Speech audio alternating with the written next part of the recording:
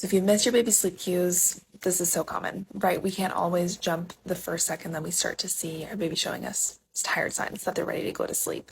And I don't always recommend that we jump right away as well, depending on the age of your baby. Sometimes they might have early tired signs and then later tired signs. It's kind of getting to know your baby specifically and when the right timing for them is going to be.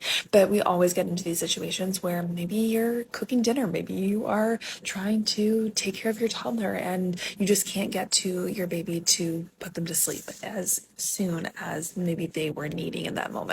And oftentimes what'll end up happening is they'll get a bit of a cortisol spike or that stress hormone spike, basically a second wind like we do as adults. And in that situation, what I typically recommend is if your baby is fighting sleep, if it's taking more than 10, 15 minutes, I would say, to get them to sleep and they're really upset and they're just not having it at all, give yourself a break. Depending on the age of your baby, typically I say for younger babies, give yourself maybe 15 minutes and try again, especially if their capacity for staying awake is like really small.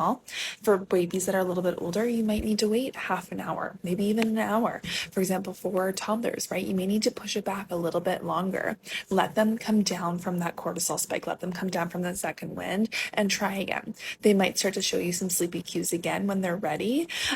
They might not. You might just have to kind of trial and error and see how it goes. And you might have some days where you might try a nap multiple times and give yourself a couple minutes to attempt each nap. And if it's not happening, it's not happening. You know, the world won't self-destruct. Your baby will be okay. I promise. I know it can be really frustrating and really hard, but honestly, just letting go of that pressure and just saying, you know what, your baby will sleep when they're wanting to sleep and when they're ready to sleep, and you're doing everything that you can to offer those naps and try to meet their needs as you know as much as you can. It's just not always going to be perfect. And that's okay.